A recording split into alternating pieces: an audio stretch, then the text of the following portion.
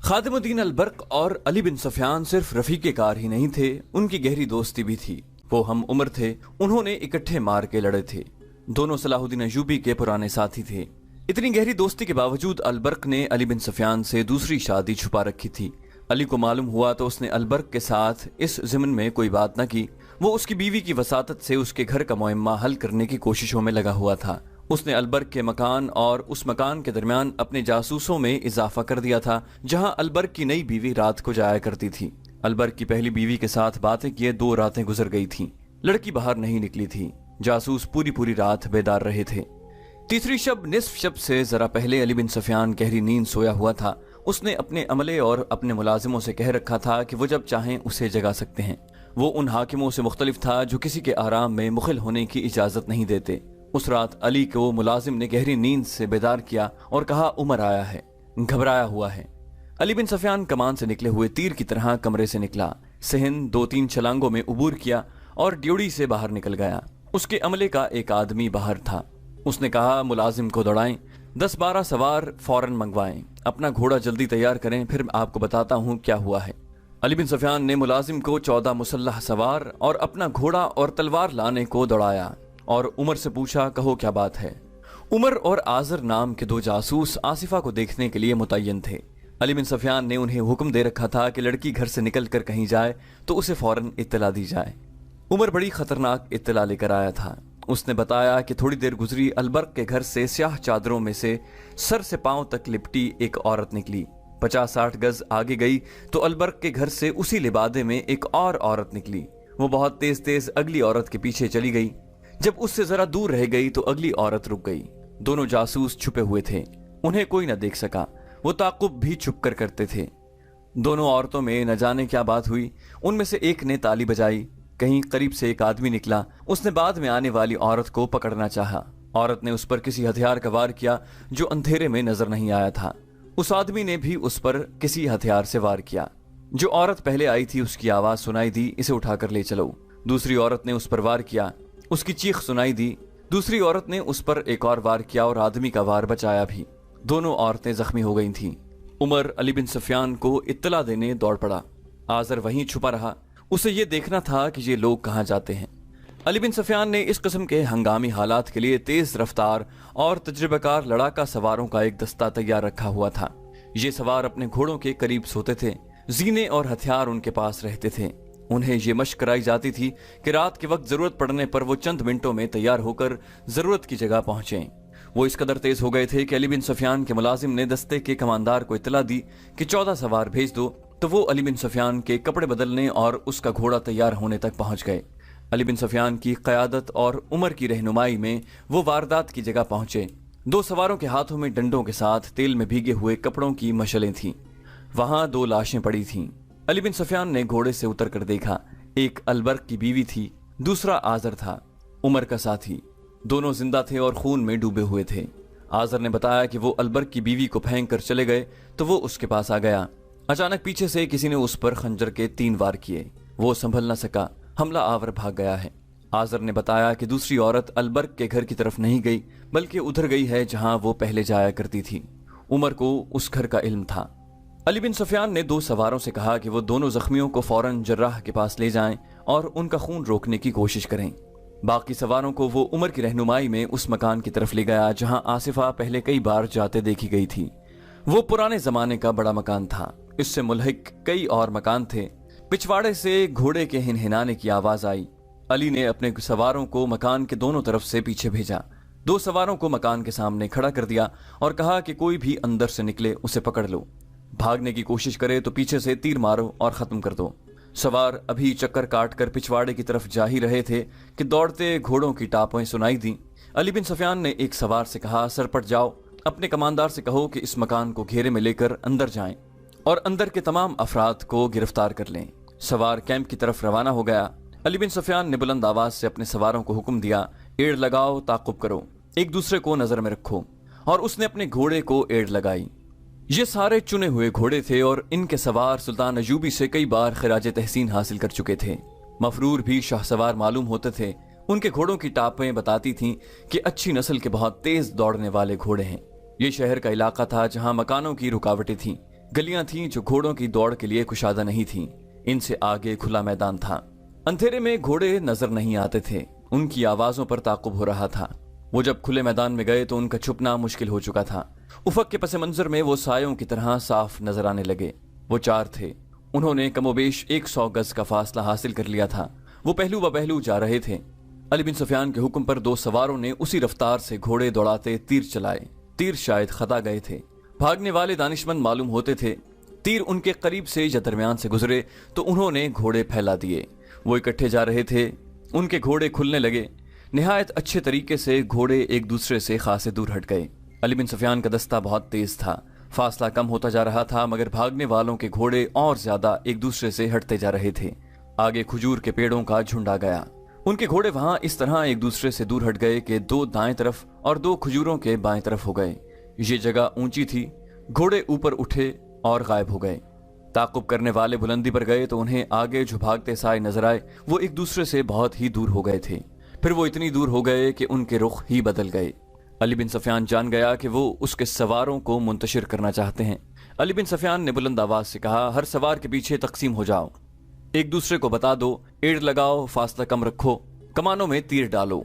सवार तकसीम हो गए। सब ने कंधों से कमाने उतार कर तीर डाल लिए और तकसीम होकर एक एक घोड़े के पीछे गए। उनके घोड़ों की रफ्तार और तेज हो गई। टापों के शोर-ओ-गुल में कमानों से तीर निकलने की आवाज सुनाई दी। किसी ने ललकार कर कहा, एक को मार लिया, घोड़ा बेकाबू हो गया है। इधर अली बिन सुफियान के साथ जो 2 सवार थे उन्होंने बैक वक्त तीर चलाए। अंधेरे में तीर खता जाने का डर था और तीर खता जा भी रहे थे। फिर भी उन्होंने एक और घोड़े को निशाना बना लिया। ये घोड़ा बेकाबू होकर और घूमकर पीछे को आया। एक सवार ने उसकी गर्दन में बर्छी मारी। दूसरे ने अपने घोड़े से झुककर उसकी पीठ में बर्छी दाखिल कर दी, मगर घोड़ा तवाना था, गिरा नहीं। सवार जिंदा पकड़ना था। अली के एक सवार ने बाजू बढ़ाकर एक सवार की गर्दन जकड़ ली। नीचे घोड़ा जख्मी था। वो रुकते रुकते रुक गया। उस पर एक आदमी सवार था और एक लड़की जिसे सवार ने आगे बिठा रखा था। लड़की शायद बेहोश थी। सहरा की तारीख रात में अब किसी सरपट दौड़ते घोड़े की आवाज सुनाई नहीं देती थी। सवारों की आवाजें और दुलकी चलते घोड़ों के टापू सुनाई दे रहे थे। सवार एक दूसरे को पुकार रहे थे।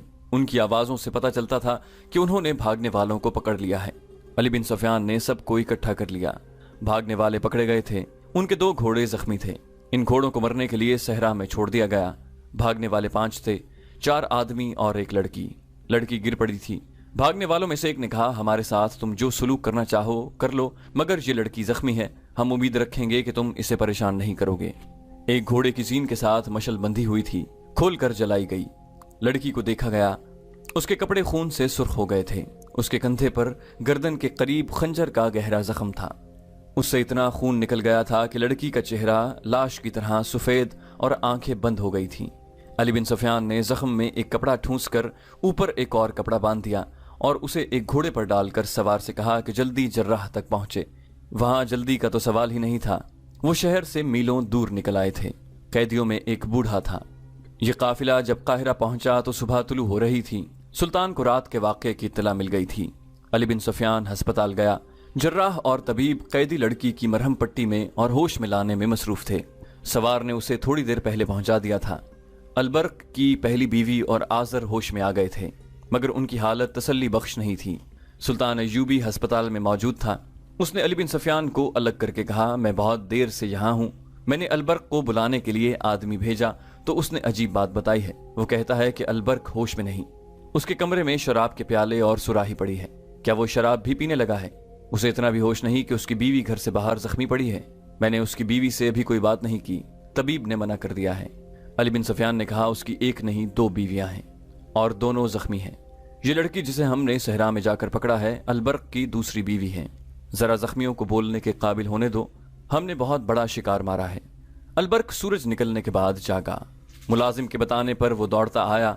उसकी दोनों बीवियां जख्मी पड़ी थीं। उसे 4 जासूस दिखाए गए। वो बूढ़े को देखकर बहुत हैरान हुआ। उसे वो आसिफा का बूढ़ा खामद समझता रहा था।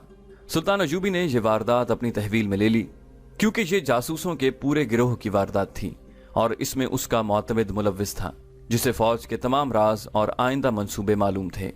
जो ही जख्मी बयान देने के काबिल हुए, उनसे बयान लिए गए। उनसे ये कहानी यूं बनी کہ البرق کی پہلی بیوی کو جب علی بن سفیان نے بتایا کہ اس کے خاوند کی دوسری بیوی مشتبہ چال چلن کی ہے اور وہ جاسوس معلوم ہوتی ہے تو وہ سخت غصے کے عالم میں گھر چلی گئی۔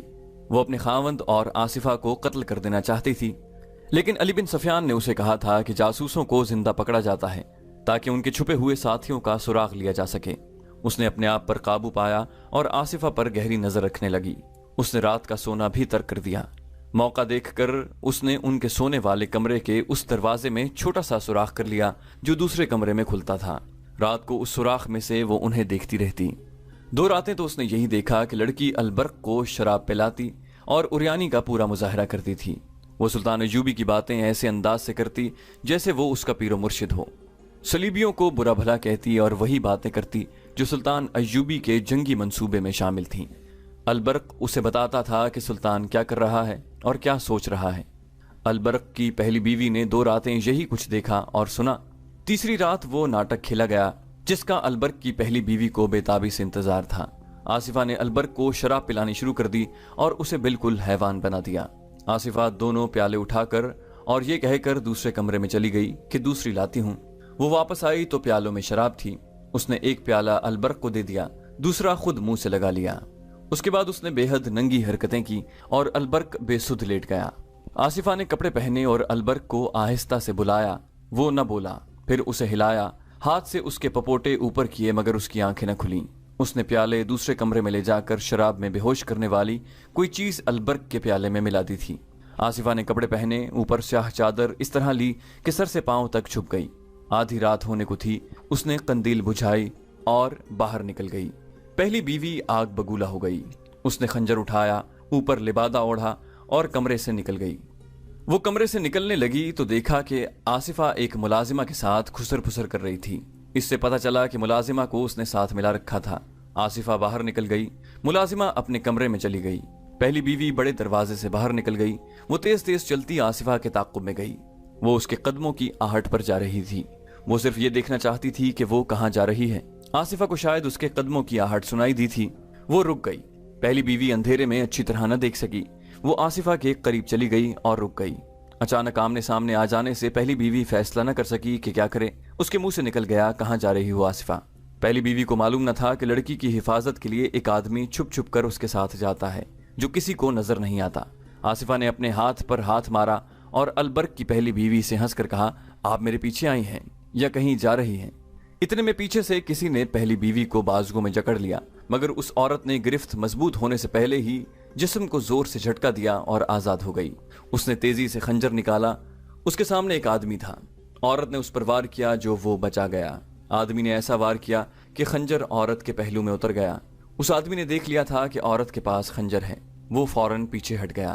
پہلی بیوی نے آصفہ پر حملہ کیا اور خنجر اس کی گردن اور کندھے کے درمیان اتار دیا۔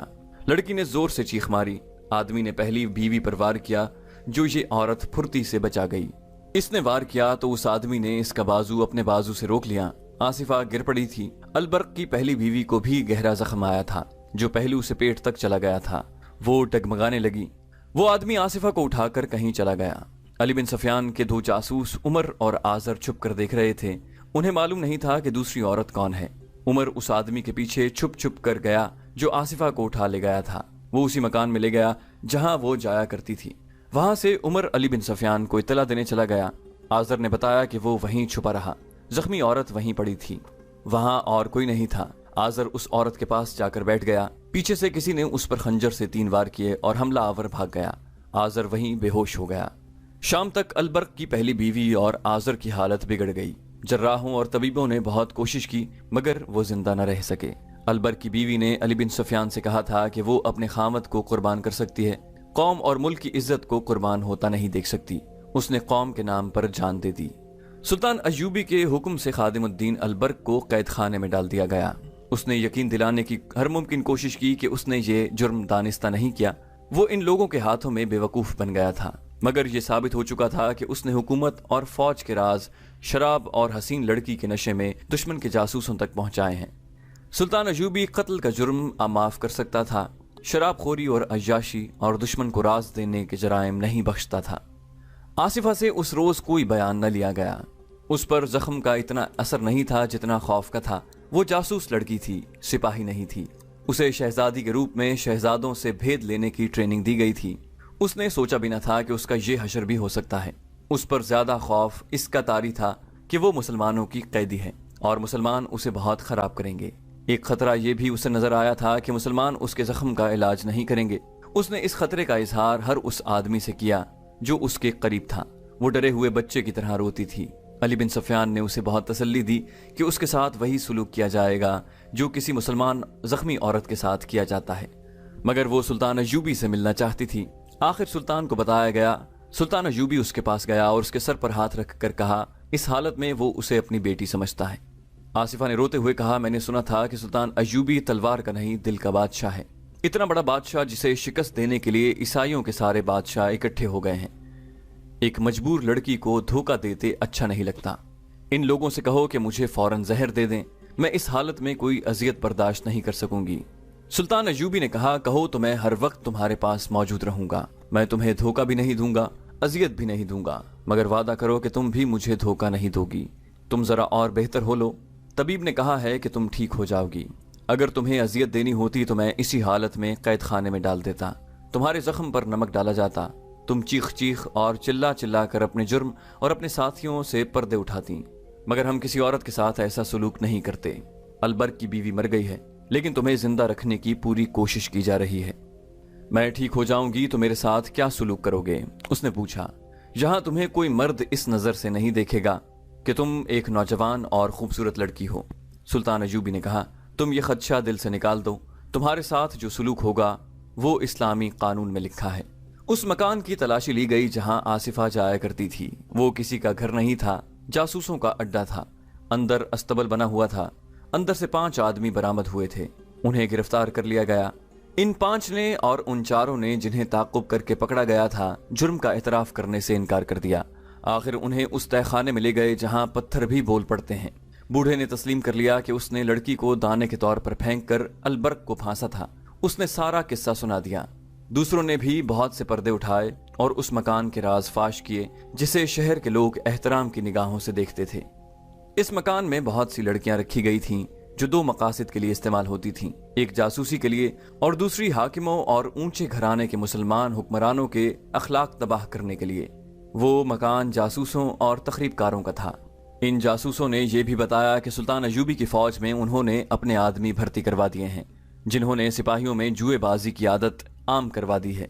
वो हारी हुई बाजी जीतने के लिए एक दूसरे के पैसे चुराते हैं। शहर में इन्होंने 500 से कुछ ज्यादा फाहिशा औरतें फैला दी हैं, जो नौजवानों को फांस कर उन्हें अय्याशी की राह पर डाल रही हैं। खुफिया क़िमार खाने भी खोल दिए गए हैं। इन लोगों ने यह भी बताया कि सूडानियों को सुल्तान के खिलाफ भड़काया जा रहा है, जिन्हें फौज से निकाल दिया गया था। सबसे अहम इंकशाफ ये था कि उन्होंने 6 ऐसे मुसलमान अफसरों के नाम बताए जो सुल्तान अय्यूबी की हुकूमत में अहम हैसियत रखते थे, मगर सुल्तान के खिलाफ काम कर रहे थे। आसिफा ईसाई लड़की थी। उसका नाम फ्लेमिंगो था। वो यूनानी थी। उसे 13 साल की उम्र से इस काम की ट्रेनिंग दी जा रही थी। उसे मिस्र की जबान सिखाई गई। ऐसी सैकड़ों लड़कियां मुसलमान इलाकों में इस्तेमाल होने के लिए तैयार की गई थीं, जिन्हें चोरी छुपे इधर भेजा गया था। इस लड़की ने भी कुछ न छुपाया। 15 रोज बाद उसका जख्म ठीक हो गया। उसे जब बताया गया कि उसे सजाए मौत दी जा रही है तो उसने कहा कि खुशी से ये सजा कबूल करती हूँ। मैंने सलीब का मिशन पूरा कर दिया है। उसे जल्लाद के हवाले कर दिया गया। दूसरों की अभी जरूरत थी। इनकी निशानदही पर चंद और लोग पकड़े गए, जिनमें चंद एक मुसलमान भी थे। इन सब को सजाए मौत दी गई। अलबर्ग को 100 बैद की सजा दी गई, जो वो बर्दाश्त न कर सका और मर गया। उसके बच्चों को सुल्तान अय्यूबी ने सरकारी तहवील में ले लिया था। उनके लिए सरकारी खर्च पर मुलाजिमा और अतालीक मुकर्रर किए गए। वो अलबर्ग के बच्चे नहीं थे, एक मुजाहिदा के बच्चे थे। उनकी माँ शहीद हुई थी।